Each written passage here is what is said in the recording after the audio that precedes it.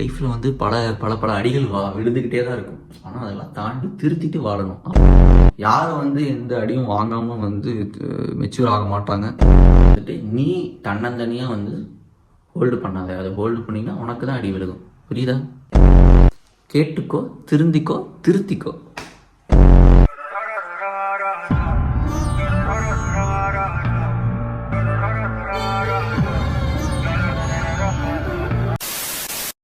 Hello நண்பர்ஸ் and நண்பீஸ், welcome back to me another video.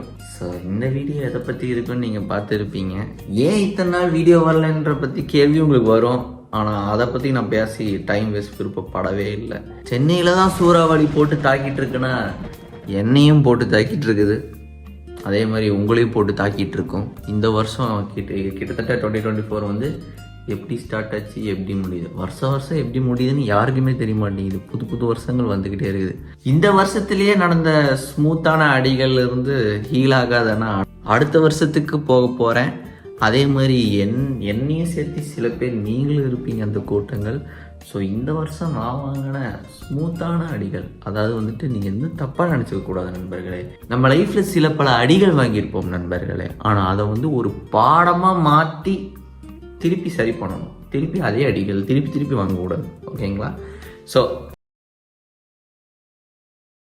நண்பர்களே, முடி வேற வெட்டணும். இந்த வீடியோ எடுக்கிறதுக்கு முன்னாடி இன்ட்ரோ மட்டும் ஒரு 3 நிமிஷம் எடுத்துட்டேன். 30 வாட்டி எடுத்துட்டேன் இன்ட்ரோ. இந்த முடி வந்துக்கிட்டே இருக்குது. நான் முதல் வேலையாக போய் முடியை வெட்டணும். நிறைய முடி வந்த வீடியோவில் வேற அசிங்கமாக தெரிகிறேன். அதை செட் பண்ணுறதுக்கே ஒரு 1/2 மணி நேரம் 3/4 மணி நேரம் வேஸ்ட் ஆகுது. இப்போ வந்து நம்ம டாபிக்குள்ளே போகலாம். டிஸ்க்ளைமர். எப்பயும் நான் வந்து இந்த மாதிரி சென்சிட்டிவான டாபிக் பேசும்போது டிஸ்க்ளைமர் போட்டுப்பேன். இது யாரையும் தனிப்பட்ட முறையில் வந்து சொல்லணும்னு இல்லை. ஆனால் இதில் நான் தனிப்பட்ட முறையில் தான் சொல்லியிருப்பேன். அஃபெண்ட் ஆகிற மாதிரி இருந்தால் தயவு செஞ்சு மன்னிச்சுக்கோங்க. நீங்கள் பண்ணதை தான் நான் சொல்ல போகிறேன். பண்ணாதது எதுவும் சொல்ல போகிறதில்ல. அதனால் வந்து இந்த மாதிரி அட்ரஸ் பண்ணும்போது அந்த விஷயத்தை வந்து புரிஞ்சுட்டு மாற்றிக்க ட்ரை பண்ணால் இன்னும் நல்லது. அதே மாதிரி என்ன மாதிரி யாரும் இருக்க வேணாங்கிறதுக்கான ஒரு உதாரணமும் சொல்கிறேன். ப்ளஸ் நான் பண்ண தப்பு எதாக இருந்தாலும் நீங்கள் வந்து திருத்துறதுக்கான ஒரு மேடை இடமா தான் இந்த வீடியோவை நான் பார்க்குறேன். ஸோ அந்த மாதிரி உங்களுக்கு எதாவது இருந்ததுன்னா கமெண்ட்ஸில் என்கிட்ட சொல்லுங்கள். வேற என்ன, வாங்க போகலாம். முதல் இன்சிடெண்ட் என்ன நடந்தது அப்படின்னா, நாங்கள் ஒரு 3 ஃப்ரெண்ட்ஸ் எப்பயும் போல் நான் என் கதையில் சொல்கிற மாதிரி. அதாவது அதில் ஒருத்தர் உங்களுக்கு தெரியும், பிரசாந்த். இன்னொருத்தர் இருக்கிறார், சரிங்களா? இப்போ நாங்கள் வந்துட்டு பார்த்தீங்கன்னா, அதாவது நம்ம ஸ்கூல் நிறைய வந்து ரீல்ஸ் பார்த்துருப்போம். 2020 ஒரு 10 பேர் இருந்திருப்பாங்க. 21 அப்படியே 2 பேர் குறைவாங்க. 2022 ஒரு 2 பேர் குறைவாங்க. அப்படியே குறைஞ்சு இந்த ஒரு பர்டிகுலர் ரீலில் வந்து இவங்க மட்டும்தான் ஃபாரெவராக இருக்கிறாங்க அப்படின்ற மாதிரி ஒரு ரீல் பார்த்துருப்போம். அந்த மாதிரி தான் எங்கள் கேங் வந்து ஸ்கூலில் படிக்கும்போது ஆப்வியஸாக நம்ம ஸ்கூலில் படிக்கிறனாலே அந்த கேங் அப்படியே இருக்கும்.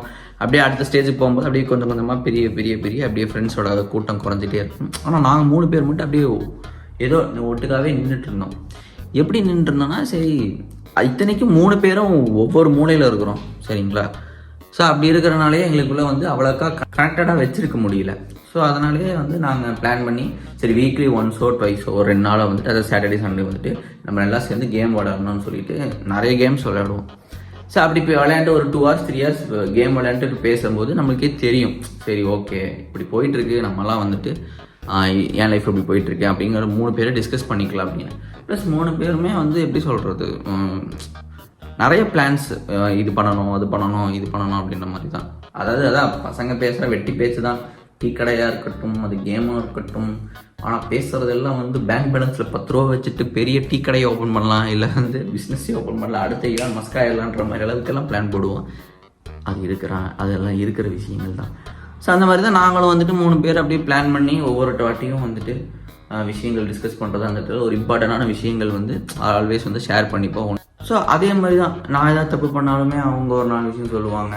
அதே மாதிரி இன்னும் பிரசாந்த் ஏதாவது தப்பு பண்ணால் வந்துட்டு நான் ஒரு 4 விஷயம் சொல்லுவேன். இல்லை அந்த பையன் ஏதாவது தப்பு பண்ணாங்கன்னா நாங்கள் 2 பேர் சேர்ந்து தான் அவனுக்கு ஒன்று சொல்லுவோம். ஸோ 3 பேரும் 3 பேர்த்துக்கிட்டே வந்து இந்த மாதிரி ஒரு விஷயங்கள் தான் போயிட்டு இருந்திருக்கு. ஓகேங்களா? ஸோ இதில் என்ன ஆகிட்டு இருந்திருக்குன்னா, நாங்கள் 3 பேர் ஒரு கேங்குங்களா. இப்போது எங்கள் ஸ்கூலில் படித்த இன்னொரு கேங் ஒன்று இருக்குது, ஆப்போசிட் கேங். ஓகேங்களா? இவங்களும் ஸ்கூலில் படித்தவங்க தான். ஏன்னா இந்த கேங்குக்கு வந்து ஒரு எதிரி அப்படின்ற மாதிரி இல்லை, அது வந்து ஒரு குட்டி ஒரு மிஸ் அண்டர்ஸ்டாண்டிங்லேயே ஒரு மாதிரி ரன் ஆகிட்டு இருக்கு. ஸோ இந்த கேங் வந்து பர்சனலாக என்கிட்ட தான் வந்து பேசுவாங்க, இவங்க 2 பேர்கிட்ட பேச மாட்டாங்க, ஓகேங்களா? ஏன்னா அவங்களுக்கு வந்து என்கிட்ட தான் பிரச்சனை, இந்த மிஸ் அண்டர்ஸ்டாண்டிங் எல்லாம். ஸோ அவங்க வந்து என்ன நினைக்கிறாங்க, அவங்க சரியாக நினைக்கிறாங்களா தப்பாக நினைக்கிறாங்களா பற்றி எனக்கு கவலையே இல்லை. ஏன்னா வந்துட்டு என் ஃப்ரெண்ட்ஸ் என் கூட இருக்கிறாங்க, அவ்வளோதான். ஸோ இவங்க ஏதாவது தப்பாக யோசிச்சா தான் நான் வந்து கிளாரிட்டி கொடுக்கணும். அவங்களுக்கு அவங்களோட ஸ்டாண்டுக்கு அந்த பிரச்சனைக்கான சொல்யூஷனோ எதுவும் இருந்தாலும் அவங்க என்ன வேணால் யோசிச்சுக்கலாம். ஸோ அப்படி இருக்கிற சமயத்தில் அந்த ஆப்போசிட் கேங்கில் இருக்கிறவன் என்கிட்ட வந்து சொல்கிறான், நீ என்ன நினச்சிட்டு இருக்க, உங்களுக்குள்ளே நடக்கிறது எங்களுக்கு தெரியாது நினச்சிட்டு இருக்கியா, அவன் உங்கள் ஆள் அப்படின்னா, அவன் ஏன் ஆள் அப்படின்ட்டு இருந்தாங்க. யார் உங்கள் ஆள்? அவன் என் ஃப்ரெண்ட், அவன் நீ என்ன நினச்சிட்டு இருக்க, உன் ஃப்ரெண்டு நினச்சிட்டு இருக்கிறியா, அவன் எப்படி என் ஃப்ரெண்டாக இருந்துட்டு உனக்கு வந்து எல்லாமே சொல்லிட்டு இருப்பான்னு நீ நினைக்கிறியா அப்படின்ற மாதிரி சொல்லிட்டு ஒரு மணி கான்வர்சேஷன் போயிட்டு இருந்தது. ஆனால் நான் நம்மள அந்த இடத்துலையும் வந்து என்னோடய ஃப்ரெண்டுக்கு தான் நான் ஸ்டாண்ட் எடுத்தேன். அங்கே தான் வாங்கினேன் நான் முதல் தெரியாமல் அங்கே தான் ஒரு அலை வீசும், நீ அடி வாங்க போறடா அப்படிங்கிற ஒரு சிக்னல் அங்கே தான் கிடைக்கும். எனக்கு அந்த மாதிரி ஒரு சிக்னல் தான் அங்கே கிடச்சிது. ஆனாலும் நான் வந்துட்டு என்ன நினச்சேன்னா, என் ஃப்ரெண்டு என்கிட்டயே வந்து எப்படி பண்ணுவாங்கன்ற மாதிரி. ஸோ என்னாச்சு, அதுக்கப்புறம் வந்துட்டு நாங்கள் 3 பேர் சேர்ந்து ஒரு ஒரு ட்ரிப் மாதிரி இல்லை, எல்லாம் சேர்ந்து 3 பேர் வந்து சரி படத்துக்கு போகலாண்டா அப்படின்ற மாதிரி ஒரு படத்துக்கு போனோம். அதை கூட நான் vlog எடுத்து வச்சுருந்தேன், அதனால் போட முடியல.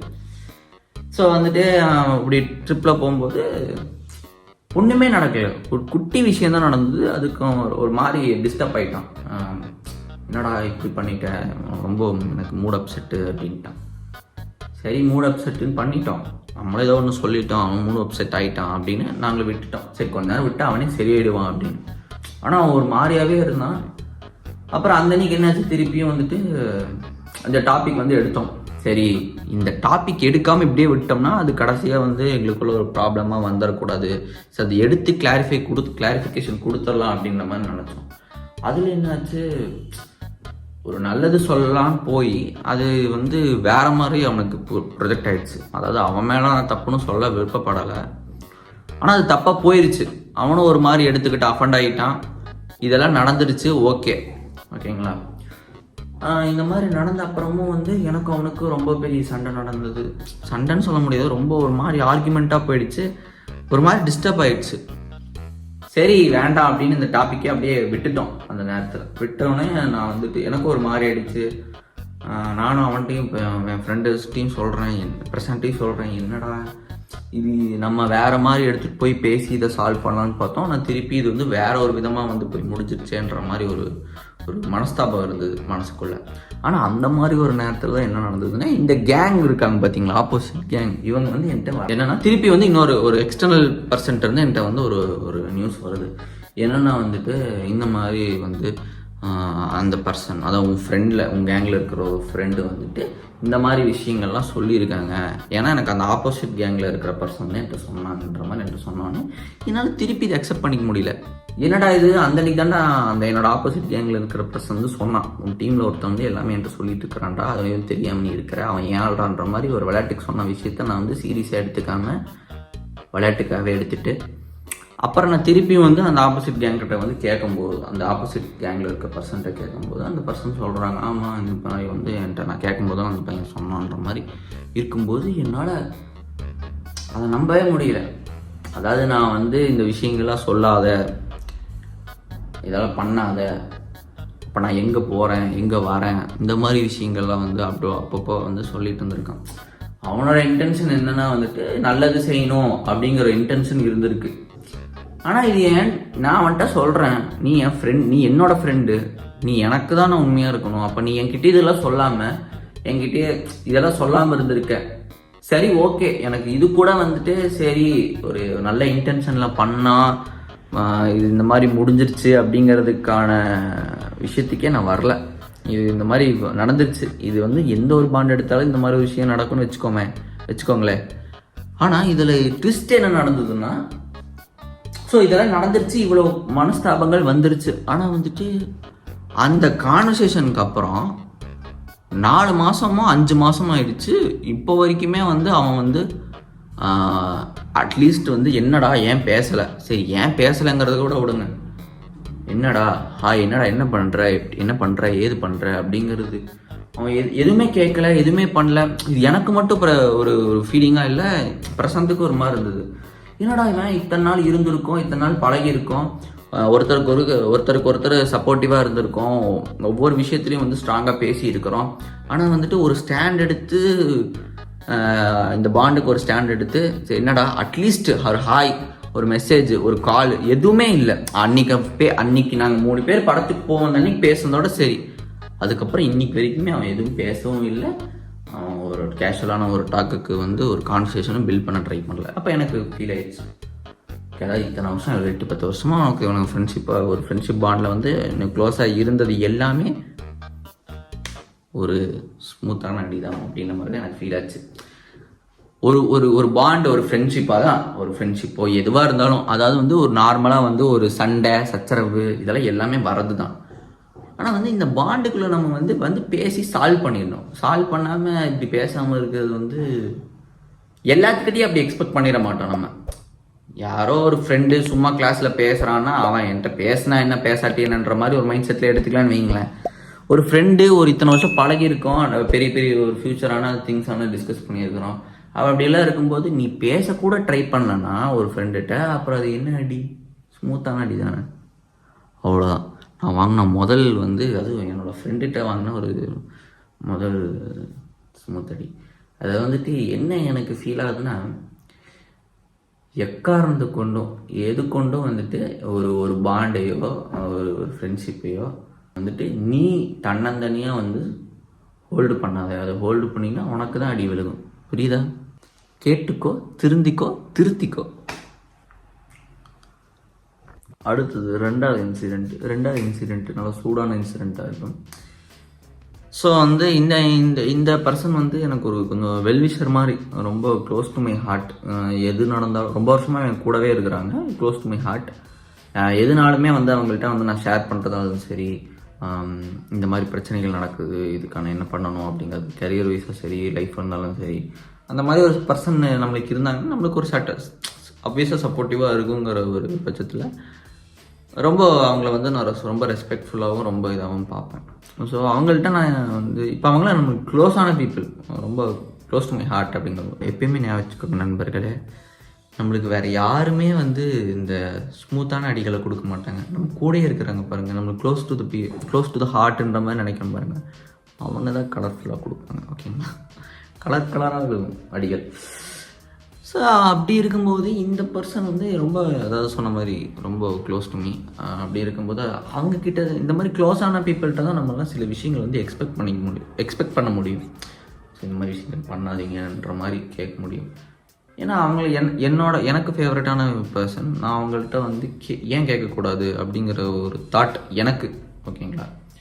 அது கேட்குறதோ கேட்காததோ அவங்க இஷ்டம், அதுக்குள்ளே நான் வர விருப்பப்படலை.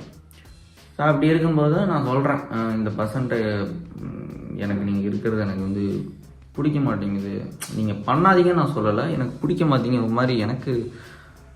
ஏன்னா எனக்கும் அந்த பர்சனுக்கும் இருக்கிற ப்ராப்ளம்ஸ்னால நீங்கள் அவங்க கூட இருக்கிறதுனால எனக்கு சுத்தமாக உடன்பாடு இல்லை அப்படின்ற மாதிரி நான் சொல்லியிருந்தேன். அவங்க இருந்துட்டு அதுக்கு ஒரு எக்ஸ்ப்ளனேஷன் கொடுத்தாங்க.